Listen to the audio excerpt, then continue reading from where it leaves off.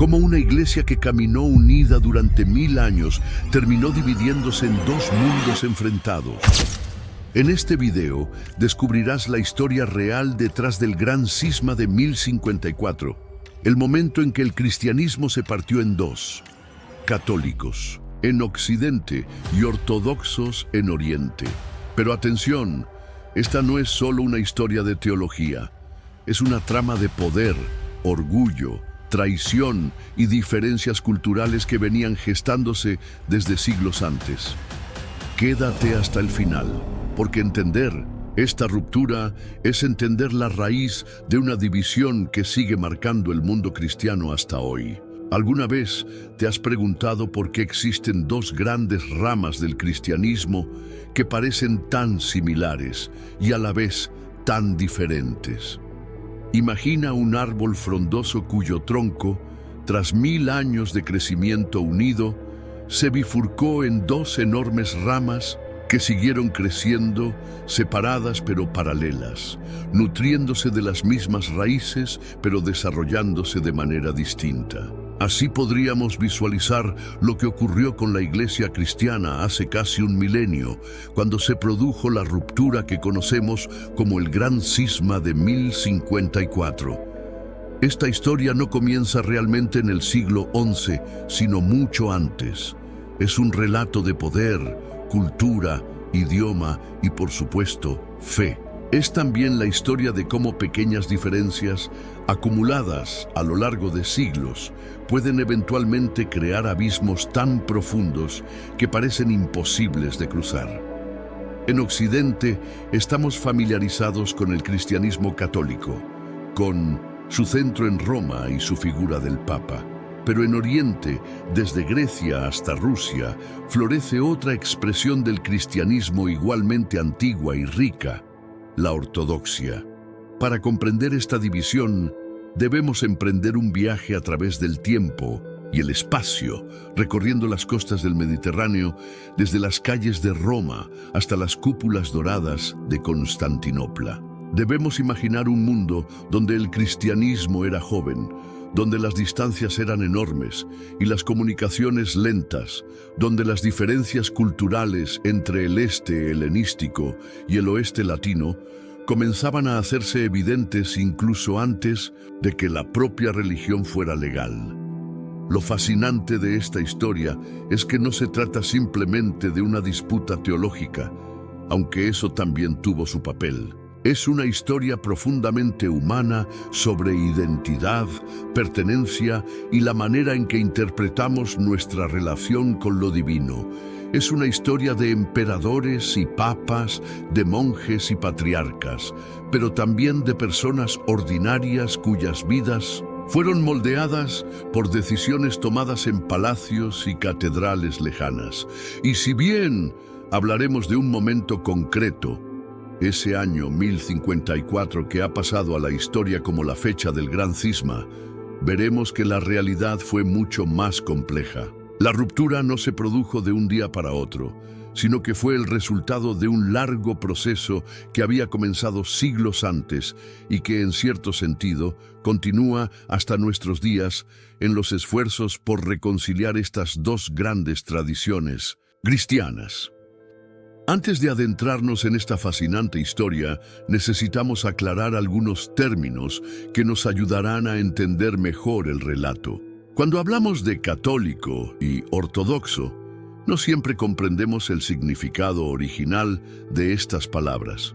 La palabra católica viene del griego católicos, que significa universal, indicando una iglesia que abarca todo el mundo, siguiendo el mandato de Jesús a sus discípulos de ir por todo el mundo y hacer discípulos de todas las naciones.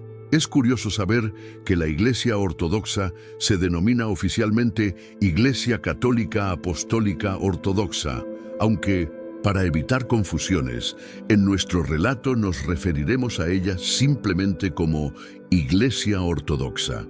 Por su parte, la palabra ortodoxa proviene del griego también y significa correcta creencia o correcta alabanza, destacando su compromiso con preservar la fe original sin alteraciones. Ambas iglesias se consideran a sí mismas como las verdaderas herederas de la iglesia primitiva fundada por Cristo y sus apóstoles. Ambas tradiciones también se consideran apostólicas, otro término importante para entender. Esta palabra nos habla de la sucesión ininterrumpida desde los apóstoles originales. Cuando decimos que una iglesia es apostólica, estamos diciendo que sus obispos actuales son los sucesores directos de aquellos a quienes Jesús envió. La palabra apóstol significa precisamente enviado a predicar el Evangelio. Esta sucesión apostólica es fundamental para entender cómo ambas iglesias legitiman su autoridad y tradición. Es importante destacar que, a pesar de la ruptura, ambas iglesias comparten mucho más de lo que las separa. Ambas reconocen los mismos 7 sacramentos, veneran a la Virgen María y a los santos, celebran la Eucaristía como centro de su vida litúrgica y comparten los primeros siglos de historia y muchos santos. Un católico que entrara por primera vez en una iglesia ortodoxa reconocería muchos elementos familiares y viceversa. Esta terminología puede parecer técnica, pero nos ayuda a entender que las diferencias que llevaron al cisma no fueron simplemente sobre palabras, sino sobre cómo estas palabras reflejaban distintas comprensiones de la fe, la autoridad y la tradición. Como veremos, no fue solo una cuestión de teología abstracta, sino de cómo esa teología se vivía en contextos culturales, lingüísticos y políticos cada vez más divergentes entre el Oriente griego y el Occidente latino. Si pudiéramos sobrevolar hoy el mundo desde las alturas y observar dónde están presentes estas dos grandes familias del cristianismo, veríamos un mapa fascinante que refleja antiguas fronteras imperiales y rutas de migración. La Iglesia Ortodoxa domina el panorama religioso de Europa Oriental y Eurasia, siendo la fe predominante en países como Grecia, la cuna de su tradición litúrgica, y Rusia, su bastión más poblado.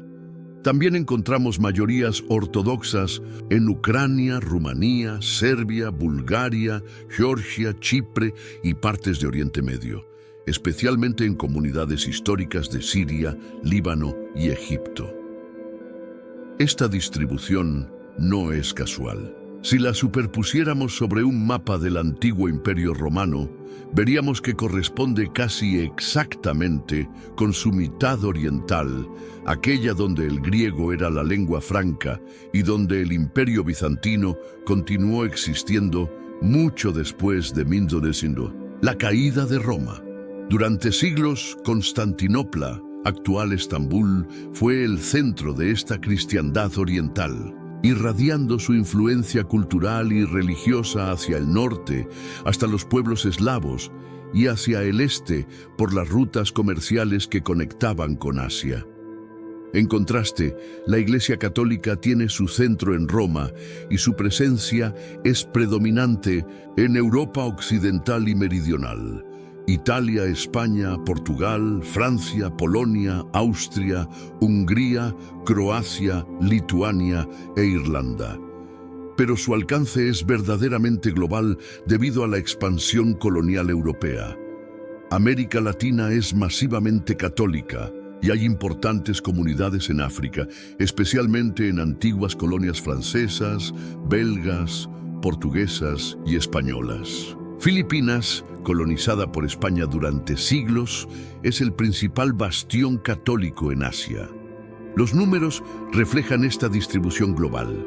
Mientras la Iglesia Ortodoxa cuenta con entre 225 y 300 millones de fieles en todo el mundo, la Iglesia Católica reúne aproximadamente 1.400 millones de creyentes, convirtiéndola en la denominación cristiana más numerosa.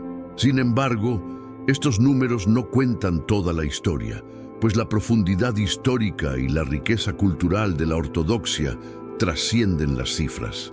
La diáspora ha cambiado este panorama en las últimas décadas, La emigración desde países ortodoxos ha llevado a establecer parroquias ortodoxas en ciudades occidentales donde antes no existían, mientras que movimientos poblacionales desde regiones católicas han hecho lo propio en territorios tradicionalmente ortodoxos. En ciudades cosmopolitas como Nueva York, Londres o París, catedrales católicas y ortodoxas pueden encontrarse a poca distancia, un recordatorio visual de cómo estas antiguas tradiciones cristianas, una vez unidas, ahora coexisten lado a lado en nuestro mundo moderno. Si la Iglesia Católica es conocida por su estructura jerárquica, encabezada por el Papa, la Iglesia Ortodoxa presenta una organización muy diferente que refleja su comprensión particular de la autoridad espiritual. Para los ortodoxos, la única cabeza verdadera de la Iglesia es Jesucristo mismo, y ningún líder humano puede reclamar autoridad suprema sobre toda la Iglesia. Esta visión ha dado forma a una estructura que podríamos describir como una comunión de iglesias autocéfalas, independientes, que comparten la misma fe y están en comunión entre sí. En el centro de esta estructura encontramos a los patriarcas, obispos que lideran las iglesias más antiguas y prestigiosas. El más visible internacionalmente es el patriarca de Constantinopla, actualmente Bartolomé I, quien ocupa este cargo desde 1991. Su título de patriarca ecuménico y su estatus como primus inter pares, primero entre iguales, le confieren un lugar especial de honor y le permiten convocar concilios, pero su autoridad es principalmente simbólica. No puede imponer decisiones a las otras iglesias ortodoxas, ni hablar doctrinalmente en nombre de todas ellas sin consenso. Esta estructura colegiada contrasta notablemente con el centralismo romano. Además del patriarcado de Constantinopla, existen otros patriarcados históricos, Alejandría, Antioquía, Jerusalén, y patriarcados más recientes como los de Moscú, Serbia, Rumania y Bulgaria.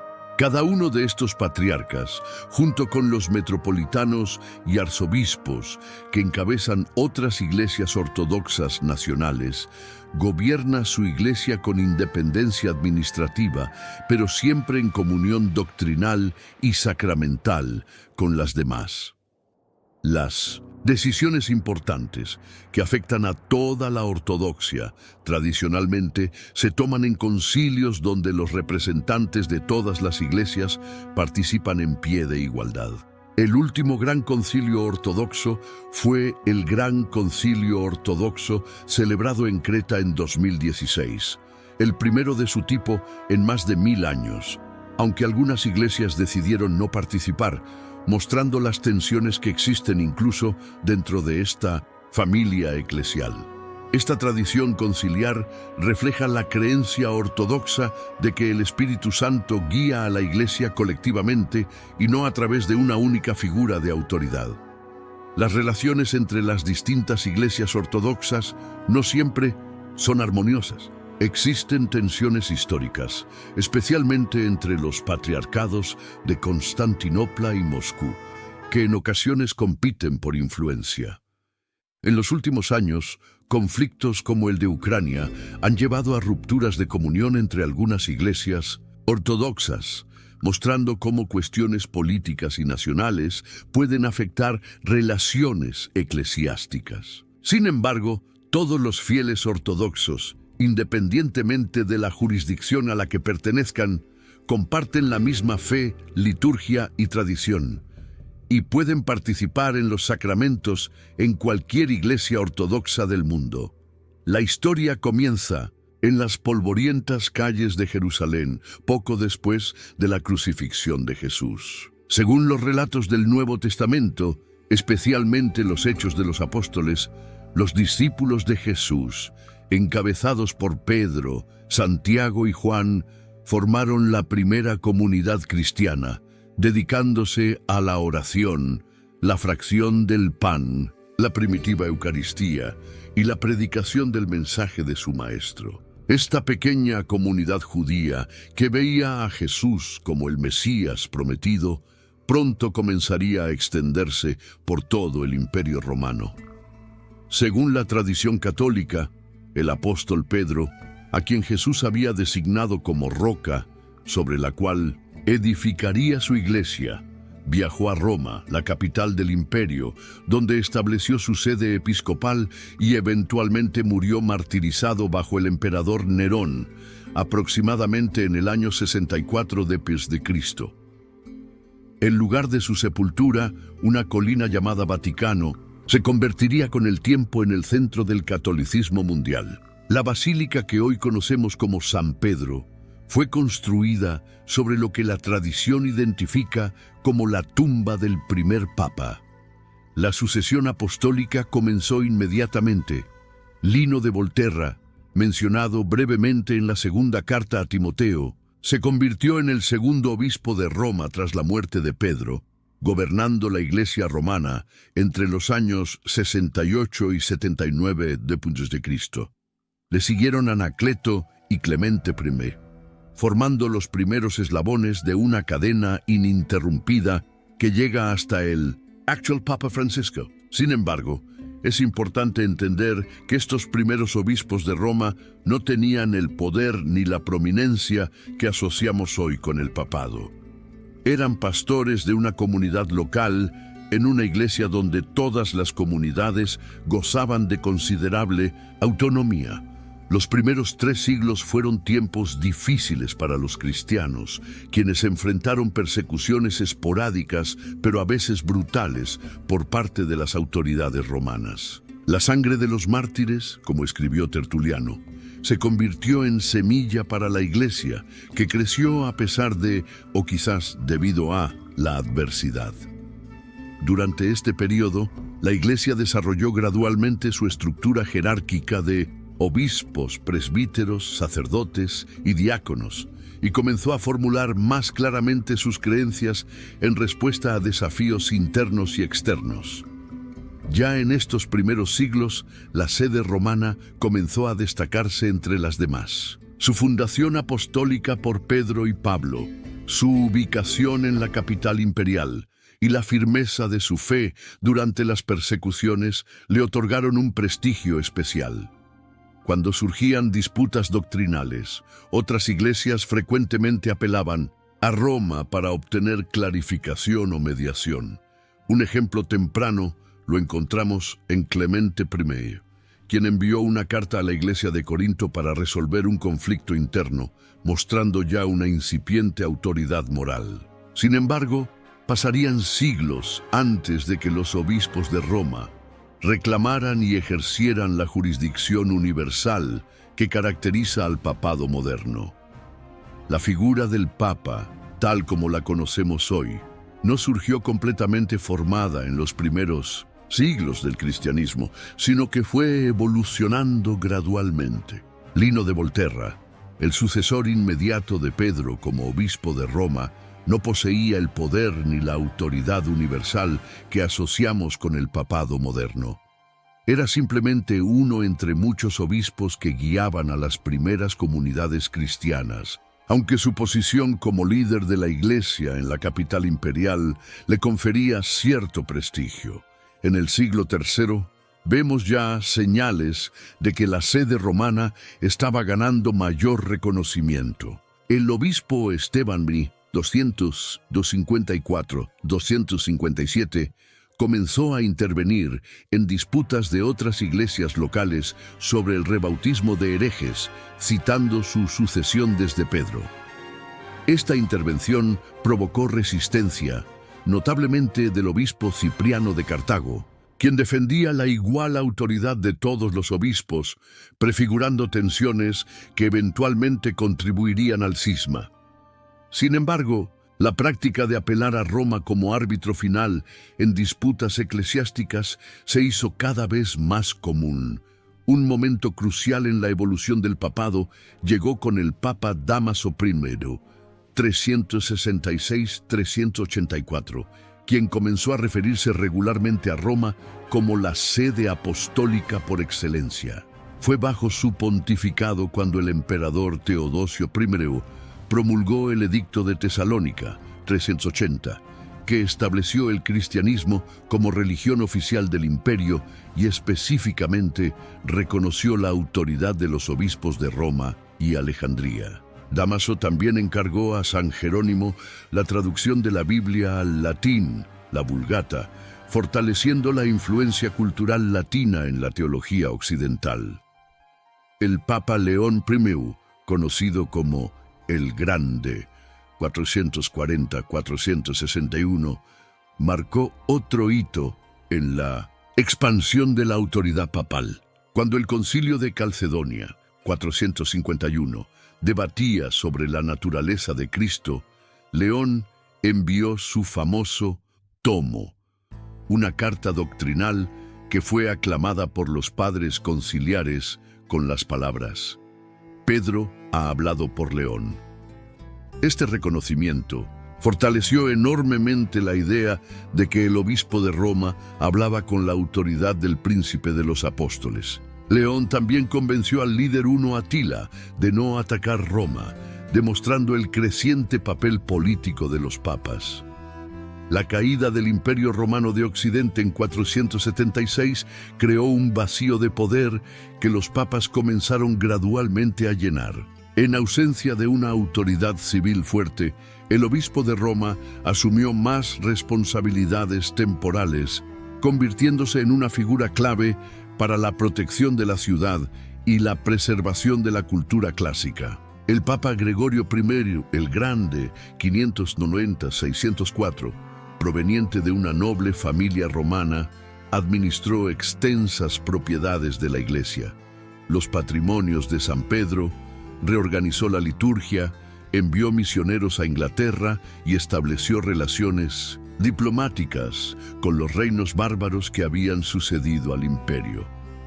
Bajo su liderazgo, el papado se transformó en una institución compleja con funciones religiosas y políticas, prefigurando los estados pontificios que se desarrollarían plenamente en siglos posteriores. El destino del cristianismo cambió dramáticamente en el año 313, cuando el emperador Constantino I, tras su victoria en la batalla del Puente Milvio, donde según la tradición tuvo una visión del símbolo de Cristo, promulgó junto con su coemperador Licinio el Edicto de Milán, poniendo fin a las persecuciones y concediendo libertad religiosa a todos los ciudadanos del imperio. Para la joven religión cristiana, que había sobrevivido 3 siglos de marginación y ataques intermitentes, este cambio fue revolucionario. Constantino no solo legalizó el cristianismo, sino que lo favoreció activamente, financiando la construcción de iglesias, incluyendo la primera Basílica de San Pedro en Roma y la Iglesia del Santo Sepulcro en Jerusalén. Pero Constantino tomó otra decisión que tendría profundas consecuencias para el futuro de la cristiandad. En 330, inauguró una nueva capital imperial en la antigua ciudad griega de Bizancio, rebautizándola como Nueva Roma, aunque pronto sería conocida popularmente como Constantinopla, actual Estambul. Esta decisión reflejaba una realidad geopolítica. El centro económico y cultural del imperio se había desplazado hacia el este, hacia las ricas provincias helenísticas del Mediterráneo oriental. Sin saberlo, Constantino estaba sentando las bases para una división administrativa que eventualmente tendría profundas implicaciones religiosas. El proceso de cristianización del imperio se aceleró bajo el emperador Teodosio I el Grande. El 27 de febrero del año 380, Teodosio, junto con sus coemperadores Graciano y Valentiniano II, promulgó el Edicto de Tesalónica, convirtiendo al cristianismo en la religión oficial del Imperio Romano. El texto del edicto es revelador. Establece que todos los súbditos imperiales deben profesar la religión que fue transmitida a los romanos por el divino apóstol Pedro, y que es profesada por el Papa Dámaso de Roma y por Pedro de Alejandría. Ya en este documento vemos el reconocimiento imperial de la autoridad romana, pero también la importancia de las sedes orientales. Durante este período crucial, la estructura de la Iglesia comenzó a reflejar la organización administrativa del imperio. Las principales ciudades administrativas se convirtieron en importantes centros eclesiales, y sus obispos, metropolitanos, ganaron autoridad sobre obispos de ciudades menores. Roma mantuvo su preeminencia honorífica como la ciudad de Pedro y Pablo, pero Constantinopla, como Nueva Roma, reclamó el segundo lugar de honor. Los concilios ecuménicos de Nicea, 325, y Constantinopla, 381, convocados para resolver disputas teológicas sobre la naturaleza de Cristo y la Trinidad, mostraron cómo el poder imperial y la autoridad eclesiástica comenzaban a entrelazarse.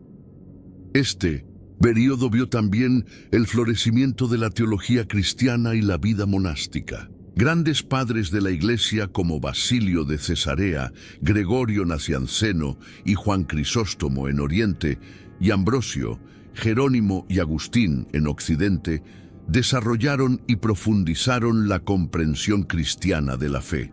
Mientras tanto, el monaquismo, iniciado en los desiertos de Egipto por figuras como Antonio y Pacomio, se extendió por todo el imperio, creando comunidades dedicadas a la oración, el estudio y la caridad. Estas comunidades monásticas serían cruciales para la preservación y transmisión de la cultura, especialmente en Occidente tras la caída de Roma. El gran imperio romano, que durante siglos había dominado el mundo mediterráneo como una entidad unificada, experimentó en el siglo IV una transformación profunda que prefiguraría la futura división de la cristiandad. Aunque Constantino había reunificado temporalmente el imperio tras un periodo de divisiones, a su muerte en 337, sus tres hijos dividieron nuevamente los territorios. Esta práctica de gobierno compartido se hizo cada vez más común debido a la vasta extensión del imperio y a las constantes presiones en sus fronteras. La división decisiva llegó tras la muerte del emperador Teodosio I en 395. Su testamento político dejó el gobierno del imperio a sus dos hijos. Arcadio recibió la mitad oriental, con capital en Constantinopla, mientras que Honorio heredó la mitad occidental, gobernando desde Milán y posteriormente desde Rávena.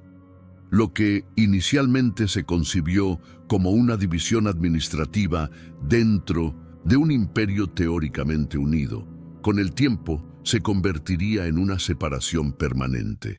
Las dos mitades comenzaron a seguir trayectorias históricas divergentes, reflejando realidades económicas, culturales y lingüísticas distintas. El destino de ambas mitades no podría haber sido más diferente. El Imperio Romano de Occidente enfrentó crecientes dificultades económicas y militares. Las provincias más ricas se encontraban en Oriente y Occidente sufrió intensamente las incursiones de pueblos germánicos como visigodos, vándalos, burgundios y francos. La capacidad del gobierno imperial para recaudar impuestos, mantener un ejército efectivo y sostener la compleja infraestructura romana se deterioró progresivamente.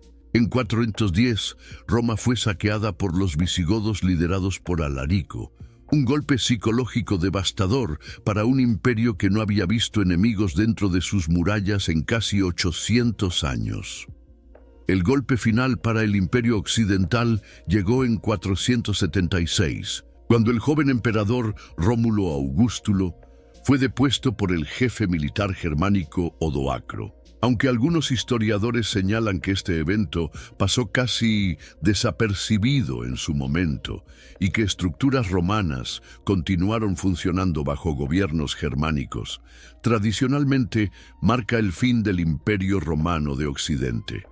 En las décadas siguientes, el mapa político de Europa Occidental se fragmentó en varios reinos germánicos, aunque todos ellos intentaron legitimar su poder adoptando elementos de la cultura e instituciones romanas. Mientras tanto, el Imperio Romano de Oriente, que los historiadores modernos han denominado Imperio Bizantino, no solo sobrevivió, sino que prosperó. Protegida por las formidables murallas de Constantinopla, más rica, más urbanizada y enfrentando inicialmente menos presión externa, la mitad oriental continuó funcionando como un estado romano durante casi 1000 años más, hasta la caída de Constantinopla ante los otomanos en 1453. Durante este tiempo, aunque perdió territorios ante árabes, turcos y eslavos, mantuvo viva la tradición imperial romana, la cultura griega y el cristianismo ortodoxo. El emperador bizantino seguía considerándose el legítimo gobernante de todo el antiguo imperio romano, incluyendo Occidente, una pretensión que eventualmente chocaría con nuevas realidades políticas como el Imperio Carolingio y el Sacro Imperio Romano Germánico. Mientras el imperio experimentaba cambios políticos fundamentales, la Iglesia cristiana desarrollaba su propia estructura de gobierno. En el siglo VI, bajo el emperador Justiniano I, 527-565, quien soñaba con restaurar la antigua gloria romana y brevemente reconquistó partes de Italia, el norte de África y el sur de España, se formalizó un modelo de organización eclesiástica conocido como pentarquía, gobierno de 5. Este sistema reconocía 5 principales sedes episcopales: Roma, Constantinopla, Alejandría, Antioquía y Jerusalén, cuyos obispos recibían el título de patriarcas y tenían autoridad sobre extensas regiones. Cada una de estas 5 sedes patriarcales tenía su propia historia y significado. Roma, como ya hemos visto, reclamaba preeminencia por ser la ciudad donde Pedro y Pablo habían sido martirizados y donde Pedro había establecido su episcopado. Constantinopla, inicialmente un obispado menor, fue elevada al segundo lugar de honor por ser la Nueva Roma, la ciudad del emperador. Alejandría, gran centro intelectual del mundo helenístico y supuestamente fundada por el evangelista Marcos, dominaba Egipto y Libia. Antioquía, una de las ciudades más importantes del imperio y donde, según los Hechos de los Apóstoles, los seguidores de Jesús fueron llamados cristianos por primera vez, vigilaba Siria y Asia Menor. Jerusalén, aunque políticamente menos importante, poseía un estatus único como la ciudad santa donde Jesús había muerto y resucitado. La idea de la pentarquía reflejaba la creencia de que estas 5 sedes, en conjunto, representaban la totalidad de la Iglesia y debían gobernarla colegialmente. En cuestiones de fe, la unanimidad de los 5 patriarcas garantizaba la ortodoxia. Sin embargo, ya existían tensiones sobre la exacta naturaleza de la relación entre estos patriarcados. Roma insistía en que su primacía no era meramente honorífica, sino jurisdiccional, mientras que los patriarcados orientales tendían a ver a los 5 como fundamentalmente iguales, con Roma ocupando una posición de honor pero no de autoridad. Vinculante, el sistema de la pentarquía se vio profundamente afectado por las conquistas islámicas del siglo VII. Tras la muerte del profeta Mahoma, en 632, los ejércitos árabes emergieron de la península arábiga y en pocas décadas conquistaron vastos territorios, incluyendo Siria, Palestina y Egipto. Jerusalén cayó en 638, Alejandría en 642 y Antioquía había sido tomada ya en 637. De un solo golpe, 3 de los 5 patriarcados históricos quedaron bajo dominio musulmán. Aunque los califas generalmente permitieron a las comunidades cristianas continuar practicando su fe como dhimis, comunidades protegidas, a cambio de un impuesto especial, estos patriarcados perdieron gran parte de su poder, riqueza e influencia. quedando aislados del mundo cristiano y con comunidades en declive. Esta nueva realidad geopolítica concentró el poder eclesiástico en las dos sedes restantes, Roma en Occidente y Constantinopla en Oriente. Ambas reclamaron la autoridad para hablar en nombre de toda la Iglesia, y sus diferentes contextos culturales, lingüísticos y políticos comenzaron a amplificar pequeñas diferencias que habían existido desde los primeros siglos. Imagina a un imperio romano cristiano donde la Iglesia funcionaba como un cuerpo unido, pero con diferentes realidades culturales y lingüísticas. En Occidente, el latín era la lengua dominante, mientras que en Oriente prevalecía el griego. Esta diferencia lingüística no era trivial, pues significaba que muchos textos teológicos importantes eran interpretados de formas sutilmente distintas según la región. Con el paso de los siglos, estas diferencias culturales se fueron acentuando. La caída del Imperio Romano de Occidente en el año 476 dejó a Roma sin el apoyo imperial directo, mientras que Constantinopla seguía siendo la gloriosa capital de un imperio bizantino floreciente. Esta divergencia en las circunstancias políticas moldeó la manera en que ambas iglesias se relacionaban con el poder temporal. En Roma, el Papa comenzó a asumir funciones de liderazgo civil ante la ausencia de autoridad imperial, mientras que en Oriente los patriarcas trabajaban mano a mano con los emperadores bizantinos. Las invasiones bárbaras en Occidente y las amenazas musulmanas en Oriente crearon realidades geopolíticas diferentes que fomentaron el distanciamiento. Roma se vio obligada a buscar alianzas con nuevos poderes como los francos, mientras que Constantinopla luchaba por mantener su territorio frente al avance del Islam. Además, las comunicaciones entre ambas partes se volvieron cada vez más difíciles, no solo por las distancias físicas, sino también por las barreras culturales y lingüísticas que se profundizaban. Un factor adicional fue la creciente ambición de la sede romana por establecer su primacía sobre toda la Iglesia. Mientras que los patriarcas orientales mantenían una visión más colegiada del gobierno eclesiástico basado en la pentarquía, Roma comenzó a desarrollar teorías sobre la supremacía del sucesor de Pedro. Estas pretensiones de autoridad universal fueron recibidas con escepticismo en Oriente, donde se consideraba que todos los patriarcas eran igualmente sucesores de los apóstoles.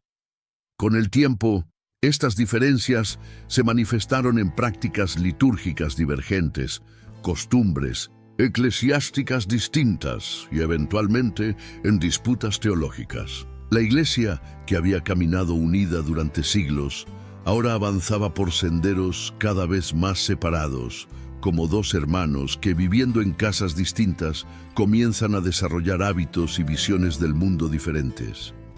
A mediados del siglo Egeo, Roma se encontraba en una situación precaria. Los lombardos, un pueblo germánico, amenazaban con conquistar la ciudad, mientras que el Imperio bizantino, teóricamente el protector de Roma, se encontraba demasiado ocupado con sus propios problemas como para enviar ayuda efectiva. En este contexto crítico, el papado dio un paso revolucionario que transformaría para siempre su naturaleza.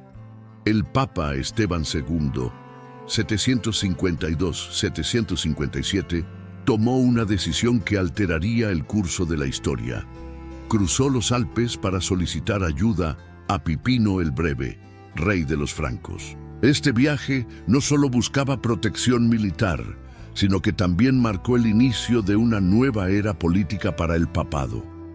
En un acto solemne, el Papa ungió personalmente a Pipino como rey de los francos, legitimando así su dinastía y estableciendo un precedente para la intervención papal en asuntos políticos.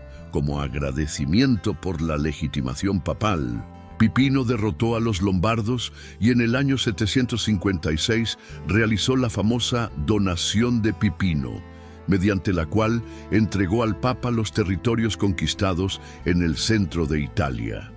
Así nacieron los estados pontificios, convirtiendo al Papa no solo en líder espiritual, sino también en gobernante temporal de un estado propio.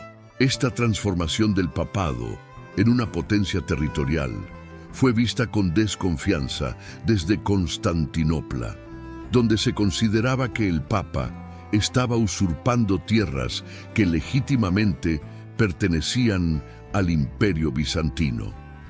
La alianza franco-papal se fortaleció aún más con el sucesor de Pipino, Carlomagno, quien expandió enormemente el reino franco y se presentó como defensor del cristianismo en Occidente. El papado encontró en los francos a los protectores que Bizancio ya no podía ser, pero este nuevo matrimonio político tuvo consecuencias profundas para las relaciones con Oriente. Desde la perspectiva bizantina, el Papa estaba actuando de manera independiente y desafiante, olvidando que formalmente seguía siendo un súbdito del emperador. Esta nueva configuración política permitió a Roma desarrollar una identidad distintivamente occidental, cada vez más desvinculada de las tradiciones orientales. Los estados pontificios dieron al papado autonomía económica y política, permitiéndole actuar con mayor independencia frente a Constantinopla.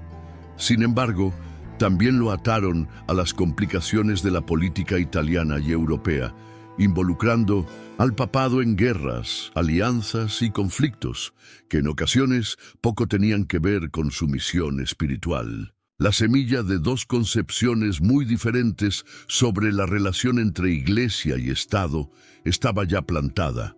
La Navidad del año 800 marca un momento decisivo en la historia de las relaciones entre Oriente y Occidente. En la Basílica de San Pedro, en Roma, ante una multitud expectante, ocurrió un evento que sacudió los cimientos del orden político y religioso. El Papa León III coronó a Carlomagno como emperador de los romanos. En un acto cargado de simbolismo, el Papa colocó la corona imperial sobre la cabeza del monarca franco, proclamando el nacimiento de un nuevo imperio en Occidente. Para entender la magnitud de este acontecimiento, debemos recordar que en la mentalidad de la época existía un único imperio romano legítimo, cuya sede estaba en Constantinopla y cuyo gobernante era el emperador bizantino, en ese momento la emperatriz Irene. La coronación de Carlomagno fue interpretada en Oriente como una usurpación, una afrenta directa a la autoridad imperial bizantina. ¿Cómo podía el Papa, quien teóricamente reconocía la soberanía del emperador bizantino, coronar a un bárbaro franco como emperador? El acto tenía múltiples lecturas. Por un lado, algunos historiadores sugieren que el Papa buscaba protección frente a sus enemigos en Roma, consolidando así su alianza con los francos. Otros ven en la coronación un intento deliberado del papado por crear un contrapeso occidental al poder bizantino. Sea cual fuere la motivación, el resultado fue claro: la creación de dos imperios cristianos que competían por la legitimidad y el prestigio, cada uno con su propia concepción del orden mundial. La reacción de Constantinopla fue de indignación. Las crónicas bizantinas se refieren a Carlomagno como un usurpador y niegan cualquier legitimidad a su título imperial. Para los bizantinos existía un solo imperio cristiano universal, continuación directa del antiguo imperio romano, y su centro estaba en Constantinopla, no en Occidente. Este desafío al orden establecido profundizó la brecha entre ambas partes de la cristiandad. La coronación de Carlomagno también representó un cambio fundamental en la relación entre el poder espiritual y el temporal. Al coronar al emperador, León III estableció el precedente de que el poder imperial en Occidente derivaba, al menos en parte, de la autoridad papal. Esto contrastaba fuertemente con la tradición bizantina, donde el emperador tenía un papel cuasi sacerdotal y ejercía considerable influencia en asuntos eclesiásticos. Dos modelos diferentes de relación iglesia-estado comenzaban a cristalizarse, añadiendo otra dimensión al distanciamiento entre Oriente y Occidente. En el año 726, el emperador bizantino León III promulgó un edicto que sacudió los cimientos de la piedad cristiana oriental: la prohibición de las imágenes religiosas en todos los territorios del imperio. Este movimiento, conocido como iconoclasia, literalmente destrucción de imágenes, desató una tormenta teológica y política que duraría más de un siglo y profundizaría dramáticamente la división entre Oriente y Occidente. ¿Qué motivó esta radical decisión? Las raíces del movimiento iconoclasta eran complejas. Por un lado, existía una interpretación literal del mandamiento bíblico contra la idolatría y la creación de imágenes, Éxodo 24:5. Por otro, algunos historiadores señalan la influencia del Islam, que prohibía la representación de figuras humanas en contextos religiosos y con el cual Bizancio estaba en constante conflicto. También se ha sugerido que León III buscaba centralizar el poder imperial, reduciendo la influencia de los monasterios, que eran grandes defensores y productores de iconos. La respuesta en Occidente, especialmente de parte del papado, fue de firme oposición. El Papa Gregorio II condenó enérgicamente la iconoclasia, argumentando que los iconos no eran objetos de adoración, sino ventanas hacia lo divino, ayudas para la devoción que conectaban al fiel con los santos representados. Esta diferencia de posturas no era meramente teológica, sino que representaba visiones distintas sobre la autoridad. ¿Tenía el emperador bizantino el derecho de decidir sobre cuestiones de fe? ¿O estaba usurpando una prerrogativa exclusivamente eclesiástica? La controversia alcanzó niveles de violencia inusitados. Monjes y defensores de los iconos fueron perseguidos, torturados y algunos incluso ejecutados. Miles de obras de arte sagrado de inestimable valor fueron destruidas en un frenesí que hoy nos parece incomprensible. Los monasterios, bastiones de la defensa de las imágenes, sufrieron confiscaciones y represalias. Mientras tanto, en Roma, el Papa acogía a monjes refugiados del Oriente, profundizando así el distanciamiento con Constantinopla. En el año 787, durante el reinado de la emperatriz Irene, el Segundo Concilio de Nicea finalmente restableció el culto a las imágenes, declarando que la veneración de iconos era teológicamente correcta, distinguiéndola cuidadosamente de la adoración que solo pertenece a Dios. Sin embargo, la paz no duraría mucho, pues una segunda ola iconoclasta sacudiría el imperio entre 814 y 842.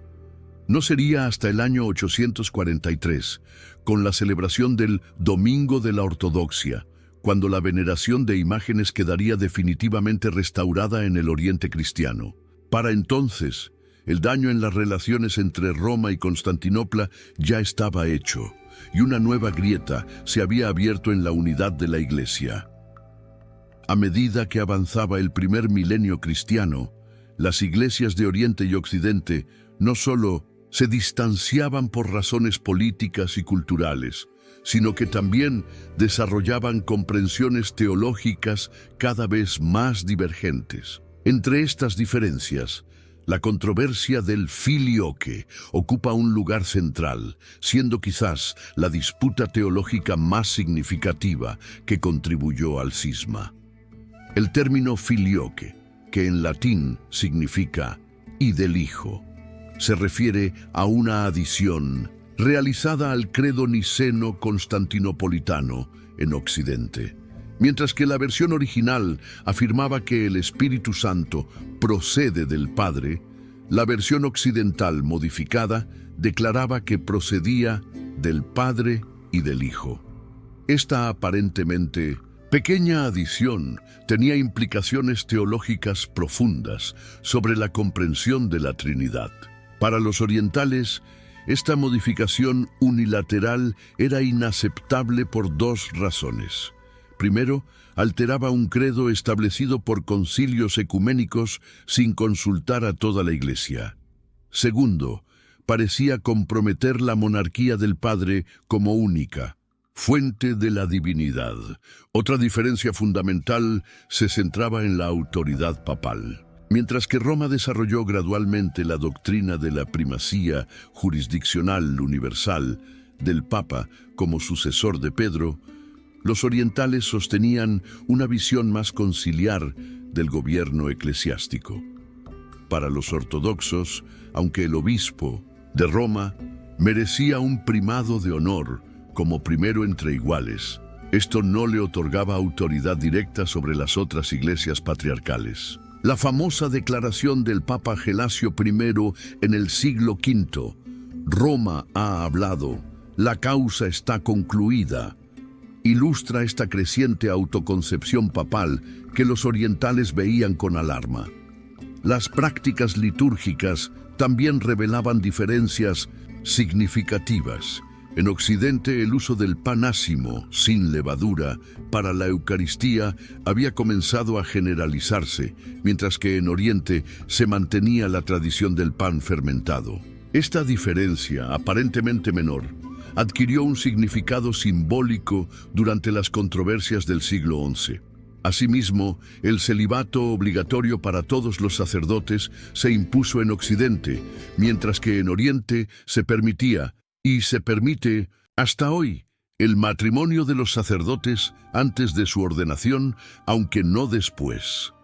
La doctrina del purgatorio, desarrollada gradualmente en Occidente, no encontraba equivalente exacto en la teología oriental. Mientras los católicos elaboraron una doctrina específica sobre este estado intermedio, los ortodoxos mantenían creencias más ambiguas sobre la condición de las almas entre la muerte y el juicio final, a menudo referidas como las casetas de peaje aéreas, telonia, donde las almas son probadas pero sin la sistematización occidental del purgatorio. Incluso la comprensión de la salvación mostraba matices distintos. La teología occidental, influenciada por San Agustín, enfatizaba conceptos como el pecado original, la predestinación y la gracia de manera diferente a la oriental.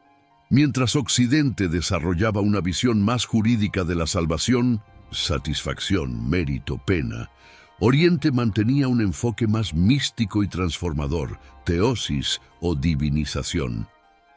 Estas divergencias teológicas, acumuladas durante siglos, formaron dos sensibilidades religiosas distintas que, llegado el momento crítico, resultarían difíciles de reconciliar. La tensión acumulada durante siglos finalmente estalló en el 152 año 1054. En una serie de acontecimientos que pasarían a la historia como el Gran Cisma entre Oriente y Occidente.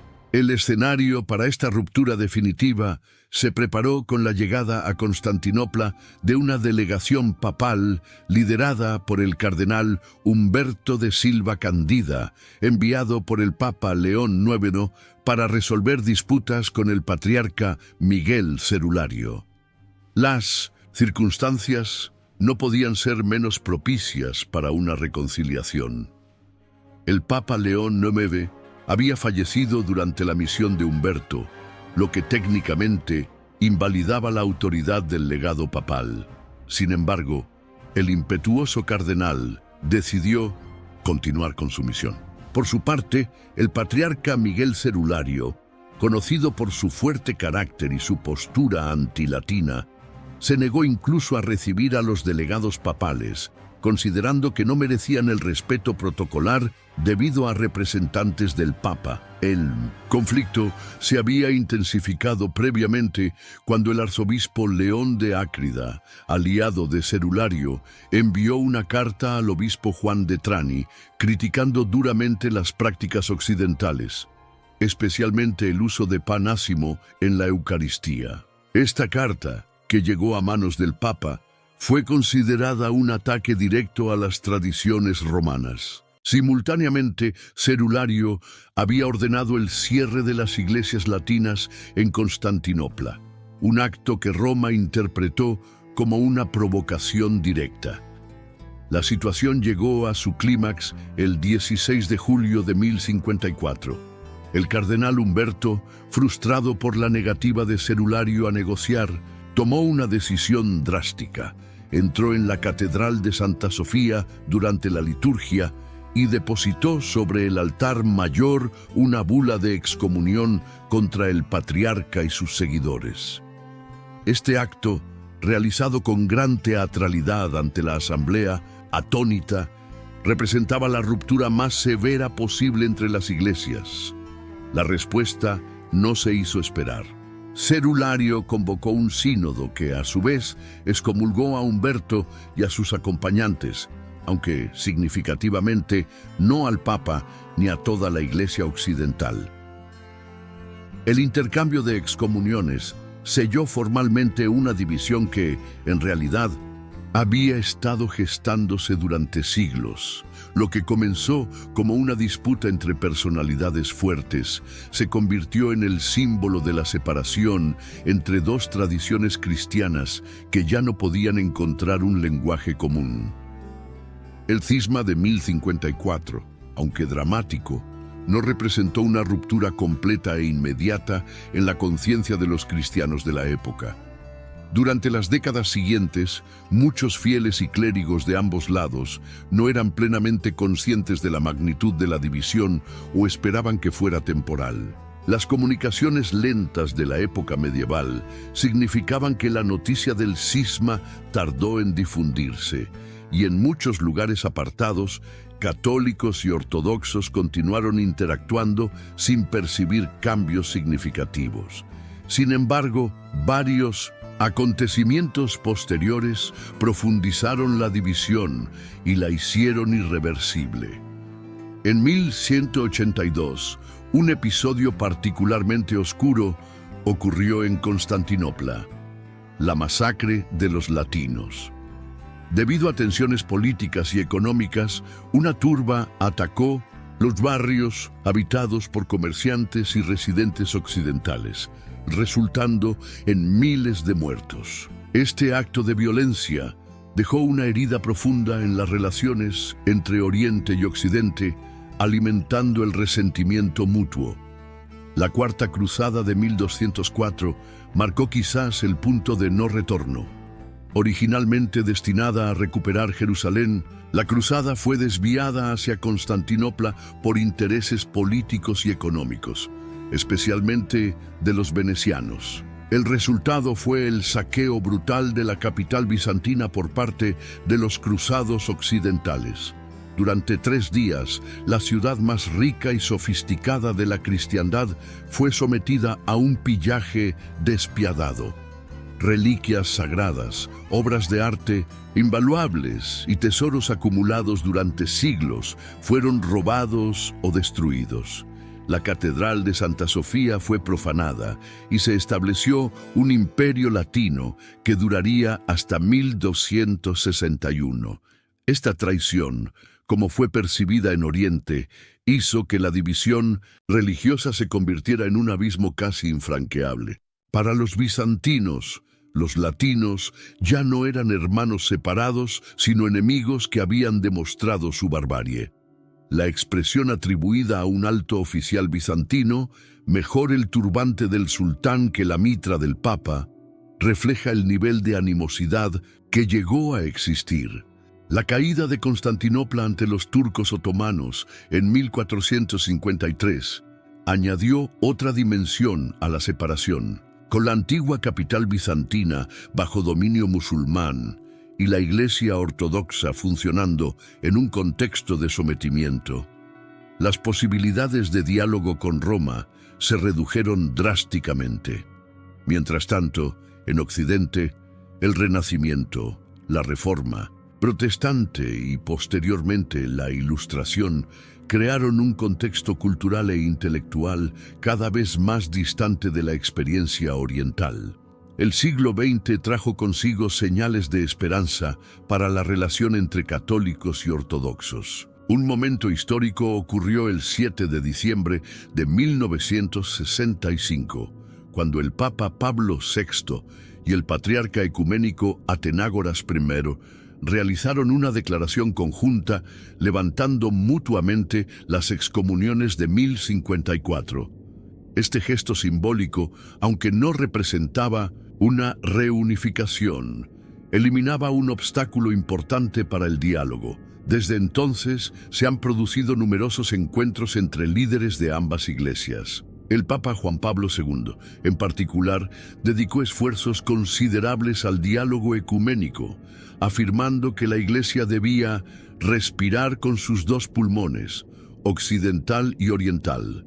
Su histórica visita a Grecia en 2001 incluyó una disculpa por los errores históricos cometidos por católicos contra ortodoxos, especialmente durante la Cuarta Cruzada. En la actualidad, existe una comisión mixta internacional para el diálogo teológico entre la Iglesia Católica y la Iglesia Ortodoxa, que aborda sistemáticamente las diferencias doctrinales. Aunque persisten obstáculos importantes, como la cuestión del primado papal, ambas iglesias han encontrado puntos de convergencia en muchos aspectos teológicos y han reconocido la validez de los sacramentos celebrados por la otra parte. El camino hacia la unidad completa sigue siendo largo y complejo. Las diferencias no son meramente teológicas, sino también culturales e históricas, y el peso de 900 años de separación no puede superarse fácilmente. Sin embargo, frente a los desafíos del secularismo y la indiferencia religiosa en el mundo contemporáneo, ambas iglesias reconocen la importancia de presentar un testimonio cristiano unido. La historia del cisma entre católicos y ortodoxos nos enseña importantes lecciones sobre cómo factores políticos, culturales y personales pueden interactuar con cuestiones teológicas, llevando a divisiones que persisten durante siglos. Nos recuerda también que, en los conflictos religiosos, las dimensiones humanas, orgullo, malentendidos, ambiciones, pueden ser tan determinantes como las diferencias doctrinales. Al mismo tiempo, los esfuerzos contemporáneos por la reconciliación nos ofrecen un modelo de cómo las comunidades religiosas pueden superar divisiones históricas a través del diálogo respetuoso, el reconocimiento de errores pasados y la búsqueda de un entendimiento común. En un mundo fragmentado por divisiones culturales, políticas y religiosas, este ejemplo de búsqueda de unidad en la diversidad adquiere una relevancia que trasciende los límites del cristianismo.